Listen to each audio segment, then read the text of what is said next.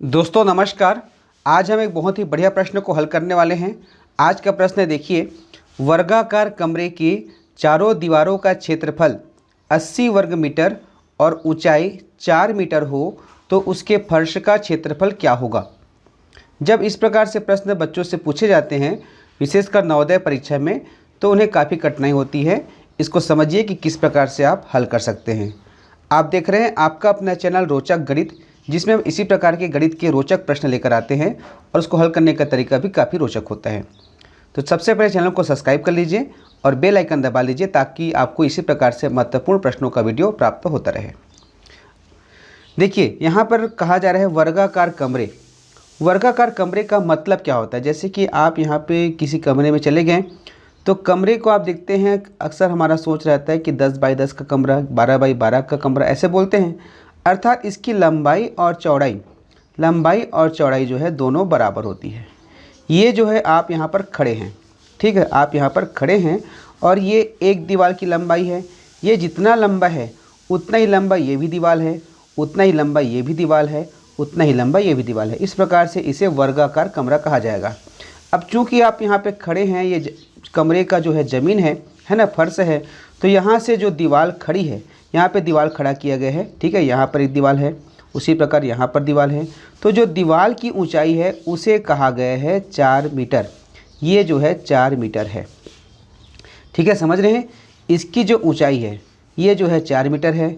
हालांकि ये लंबाई, ये वाला लंबाई और ये वाला लंबाई बराबर है, लेकिन ऊंचाई 4 मीटर है। जब ये 4 मीटर ऊंचा है तो यहाँ पर भी जो दीवार खड़ा होगा वो भी 4 मीटर ऊंचा होगा, ये भी 4 मीटर ऊंचा होगा, ये भी 4 मीटर ऊंचा होगा।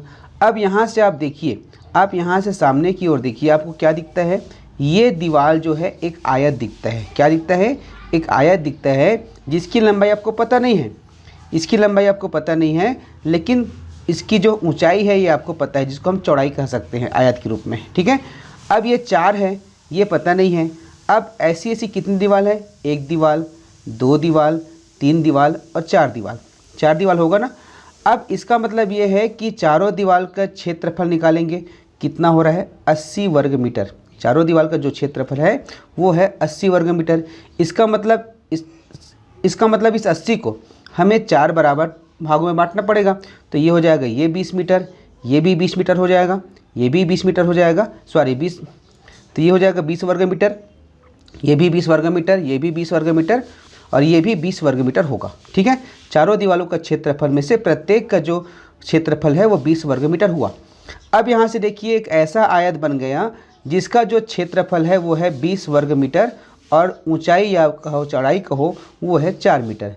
जब ये 4 मीटर है, क्षेत्रफल 20 वर्ग मीटर है, तो इसका मतलब क्या होगा? 4 पंचे 20, तो यहाँ पर 5 मीटर इसकी क्या होगा? लंबाई होगा।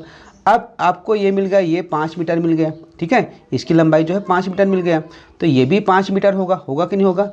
ये भी 5 मीटर होगा, ये भी 5 मीटर होगा, ये भी 5 मीटर होगा, ठीक है। अब क्या पूछा जा रहा है? उसके फर्श का क्षेत्रफल क्या होगा? तो फर्श क्या है? यही जो है आप जो जहाँ पे खड़े हैं, जहाँ पे आप खड़े हैं वही जो है कमरे का फर्श है। अब फर्श कैसा बन गया? फर्श एक ऐसा वर्ग बन गया है, ये देखिए वर्ग है, भले टेढ़ा दिख रहा है लेकिन इसको वर्ग मानिए।